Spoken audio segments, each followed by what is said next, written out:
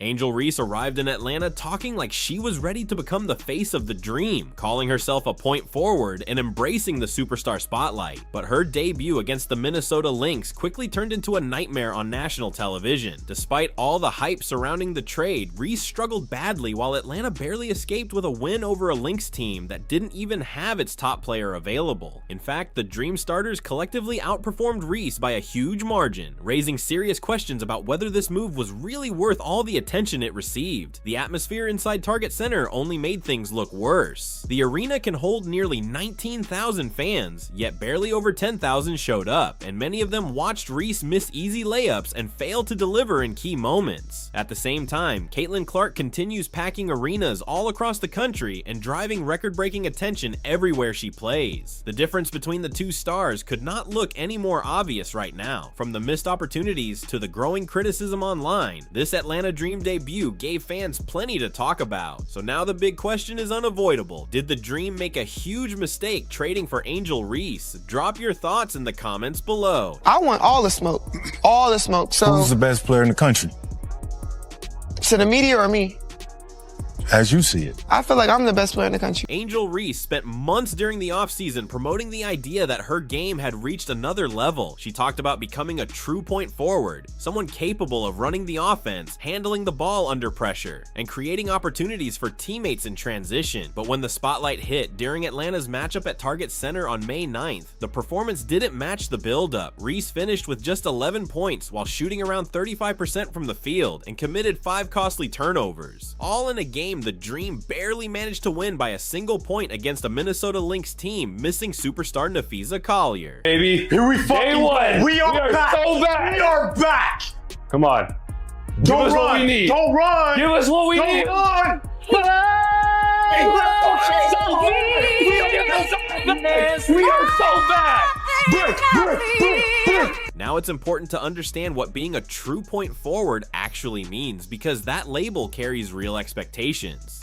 Players like LeBron James and Scottie Pippen earned that role by being able to control the offense, bring the ball up the floor, create plays in transition, and stay composed while making difficult decisions under pressure. It's not just a title you give yourself because you want a bigger role in the offense. You have to prove it consistently on the court. And in her Atlanta Dream debut, Angel Reese didn't exactly show that level of control, turning the ball over 5 times, getting blocked multiple times at the rim, and slowing down the spacing of Atlanta's offense created major problems for a system built around pace and ball movement. Too often the offense stalled, with Reese operating near the top of the key while teammates were forced to adjust around her. Throughout the offseason, Reese kept emphasizing this point forward transformation because it changes the way people view her, from a traditional inside player into someone seen as a centerpiece creator. But after what happened on May 9th, a lot of fans came away wondering whether she can truly handle that kind of responsibility at the highest level. Angel Reese, Part 1, Volume 3, let's get it! I love fundamentals, how about a layup?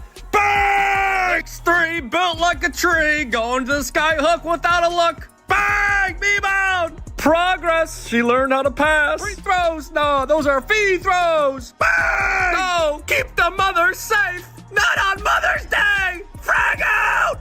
Bang! Book her a window seat because that's traveling. Bang! It wasn't only the inefficient shooting that stood out. Angel Reese also committed 5 turnovers, yet continued trying to handle the ball and initiate the offense. Exactly the kind of approach Atlanta's system could not afford in that moment. The Dream needed quicker decisions and cleaner execution, but those mistakes kept piling up throughout the game. The 2 blocked shots made the performance look even worse. One rejection came from veteran guard Kayla McBride, but the other came from rookie Olivia Miles in her very first WNBA regular season appearance. Think about that for a moment. Reese spent the entire offseason building the image of herself as a high-level playmaking forward, then stepped into her debut and got denied at the rim by a rookie playing her first professional game. That's bigger than simple opening night jitters. It looked like the exact weaknesses scouts had been questioning showed up immediately under the bright lights. For Spirit Airlines, because that layup package ceased to exist. It's bankrupt. Bang! One more free throw, how about it? No! Soft touch, sweet finish, we call that butter of a gun! Bang! Elbow to the back of the neck, jail, prison, bang! At the line, it's time to shine, psych, bang. For every missed layup this season, we're donating 1 brick. We're building cities! Name on the line, down 1, 30 seconds to go. Angel Reese for the win. Bang! This didn't suddenly come out of nowhere. The warning signs were already there during the preseason. Against the Washington Mystics, Angel Reese finished with 10 points while shooting just 3 for 7, a performance that felt underwhelming and fairly quiet overall. Then against the Chicago Sky, her former team, she managed only 8 points on 2 for 7 shooting. But what really grabbed attention came after the game, when Reese appeared in the post-game press conference laughing about the Sky despite struggling badly herself on the court. That moment stands out even more now because only days later, the same problems followed her into the regular season. After spending the offseason talking about taking her game to another level and moving into a bigger offensive role, Reese opened her Atlanta dream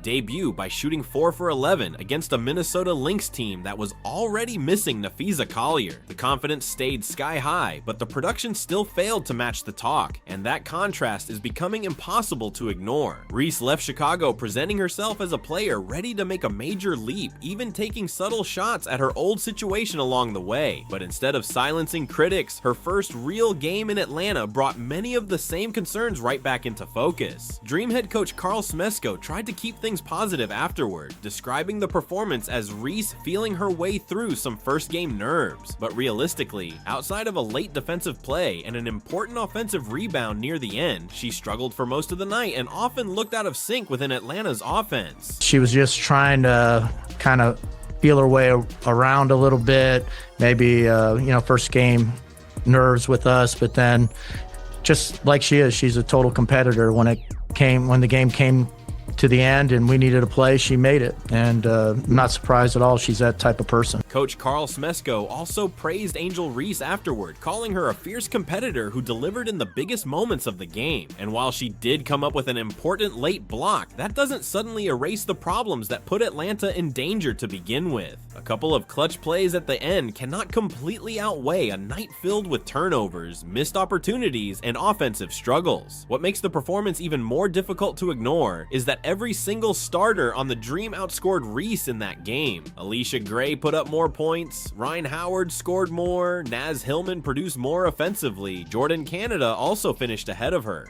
Meanwhile, the player who spent the offseason embracing superstar expectations ended the night near the bottom of Atlanta's offensive production against a Minnesota Lynx squad missing its top player, Napheesa Collier. The reality is Atlanta's other starters were the main reason the Dream escaped with a victory at all. While Reese struggled with ball security issues and inefficient offense in her debut, players like Gray, Howard, Hillman, and Canada were the ones stabilizing the game, creating offense, and keeping the team afloat when things started slipping away. And once you really look at the numbers, the story of who carried Atlanta in that win becomes pretty obvious. For Minnesota, a minute to go in the first quarter as Reese working from the perimeter. The spin move clearly could have just got to the basket for the layup, but they want that three-point shot. Miles throws it away. A 2-on-1 for Reese, who gallops to the rim. Can't finish the test. Here is Howard slicing, leaving it for Reese. She can't convert on the lay-in. Alicia Gray completely took over for Atlanta, finishing with 24 points and exploding for 16 in the second half. Without her scoring surge, the Dream probably never would have been in position to escape with the win. After the game, Gray revealed that her teammates kept encouraging her through a slow start, reminding her to stay confident, keep shooting, and remain aggressive. And when the pressure increased late in the game, she delivered exactly when Atlanta needed her most. Ryan Howard added 15 points, Naz Hillman matched her with 15 of her own, and Jordan Canada chipped in 12 more. That means every starter in Atlanta's lineup finished with more points than Angel Reese, the same player the Dream invested 2 first-round picks to bring in. That's what makes the stat line so difficult to overlook. While Gray, Howard, Hillman, and Canada were carrying the offense and doing the heavy lifting to secure the victory, Reese ended the night with only 11 points, along with 5 turnovers against a Minnesota Lynx team that was already missing Napheesa Collier. Another opportunity for the Dream. Gray, she also misfires. And an offensive rebound by Reese, who's a wrecking ball inside, gets her own miss again. This is her, and so to add some time. Reese inside on the attack, blocked by Kosu, who leaped for the swats. poked. Coach Carl Smesko tried to frame Angel Reese's debut in a positive light, saying she battled through an early struggle and managed to regroup later in the game. But when you really break that down, it sounds more like a careful way of describing a player who hurt the team for long stretches before making a couple of late hustle plays. In many ways, it felt less like Atlanta was relying on Reese to carry them and more like they were hoping she would stop disrupting the flow of the offense. That's a major issue because the Dream built this roster around pace, spacing, and quick ball movement. Too often, Reese slowed possessions down by holding the ball near the top of the key and forcing actions that didn't fit naturally within the system Smesko wants to run. Instead of helping the offense flow smoothly, the spacing frequently tightened whenever the ball stayed in her hands too long. Then you look at Minnesota and the comparison becomes even tougher for Reese supporters to defend. Even without superstar Napheesa Collier available, the Lynx still got a strong performance from Kayla McBride, who dropped 18 points and kept Minnesota competitive all night. So this wasn't a completely depleted team Atlanta was facing. The Lynx still had experienced players stepping up and executing at a high level despite missing their biggest star. Texas, maybe Simone Augustus. Yes, Simone Augustus, if you are watching tonight, please. An assist in there as well as McBride along two. Doesn't touch any WNBA in total threes. Here's McBride turning a corner, another mid-range to the sun. She's got her in the front court. And so the Lynx identity will look different right now. It'll look different in June and probably after that. But right now, in this second quarter, the Lynx looking to respond on this possession. Here is McBride fading up. But the real headline on that end of the floor came from rookie Olivia Miles, who put together a stunning debut performance. In her very first regular season WNBA game, she finished with 21 points, 8 assists, along with 2 steals and 2 blocks, showing impact on both ends of the court from the jump. That stat line was so rare that it placed her in exclusive company, of becoming only the 5th player in WNBA history to record at least 20 points and 5 assists in their debut game. For a rookie stepping onto the biggest stage for the first time, dropping 21 points and dishing out 8 assists wasn't just impressive, it was historic.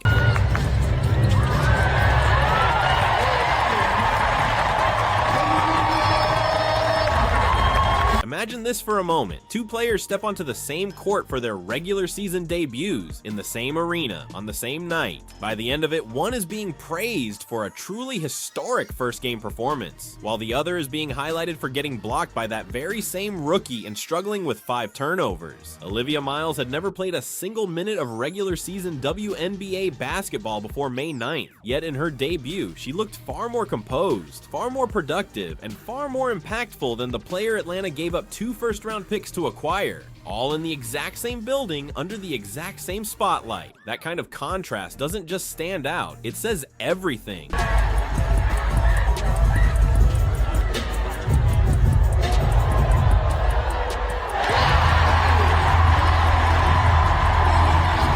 But what really puts everything into perspective is the final score. 91-90. A fully loaded Atlanta Dream squad with Alicia Gray, Ryan Howard, Naz Hillman, and Jordan Canada all healthy and contributing, still barely escaped with a 1-point win over a Minnesota Lynx team that was missing its best player, Napheesa Collier. A single point. That's how close it was. And the reason it even got to that edge of your seat finish is because the Dream kept giving Minnesota extra chances all night. Angel Reese's 5 turnovers and inefficient shooting around 29% repeatedly handed possessions right back to the Lynx, keeping them alive when Atlanta should have pulled away.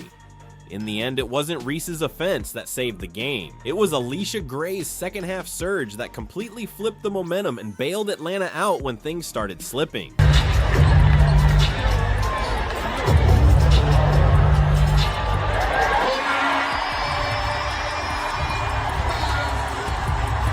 Carl Smesko's team got the win, but the bigger takeaway is how they got it. And it wasn't because of their headline offseason addition. Atlanta survived, not dominated, and a 1-point escape against a shorthanded Minnesota Lynx squad doesn't exactly match the hype built around Angel Reese's point-forward debut narrative. Then there's the crowd. Roughly 10,000 fans showed up at Target Center on May 9th for Reese's regular season debut in a building that can hold about 19,000. That means close to half the arena sat empty for what was supposed to be a major introduction of a new star in a new city. Even with Minnesota hosting, a large portion of fans simply didn't show up for the moment, and that detail says a lot on its own. This wasn't bad timing or an unfortunate coincidence. It reflects a bigger reality about interest and anticipation, or the lack of it, around this particular debut.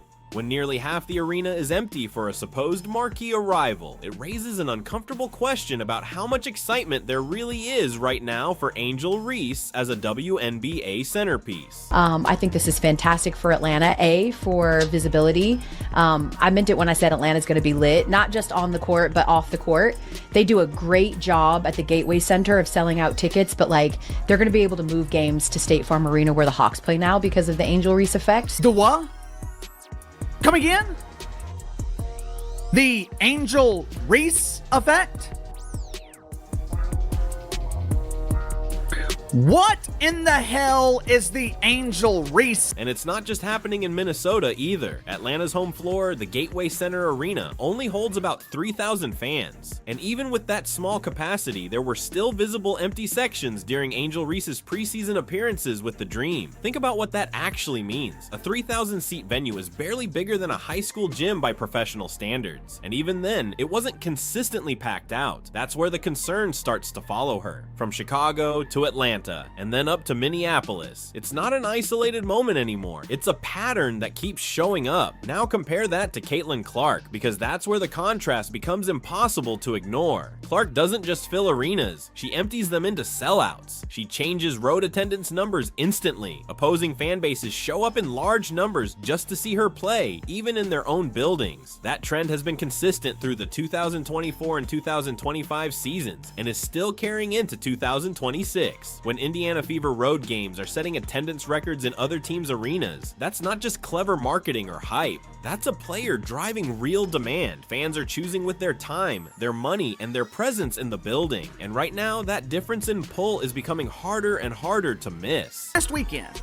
Caitlin Clark was in New York City to play the New York Lesbians. Over 14,000 people paid to see the Great White Hope. If I remember correctly, another 700,000 watched Caitlin Clark on TV. Unfortunately for Angel Reese, the citizens of Chicago, they were not the only ones who were unwilling to welcome her home. Her former teammate, Camila Cardosa, she welcomed Angel Reese home by dominating the queen of stat padding on the court. A big part of why Caitlin Clark resonates so strongly with fans isn't just what she does on the court, but how she handles everything around it. She shows up after games, takes questions from the media, and treats those obligations like a normal part of being a professional athlete. That consistency builds trust, and fans notice it. Angel Reese, on the other hand, has taken a very different approach at times, even saying she'd rather accept a fine than speak to reporters. That contrast in attitude toward media responsibility stands out.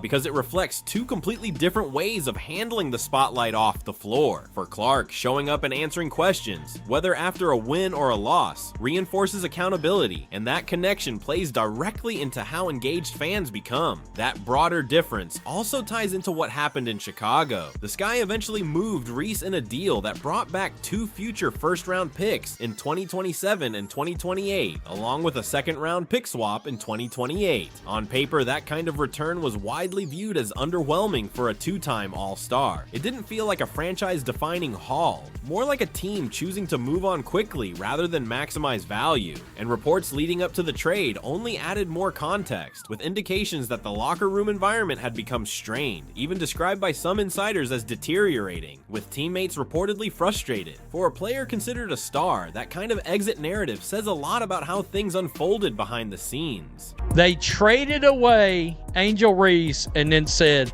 we're going in. We're going in.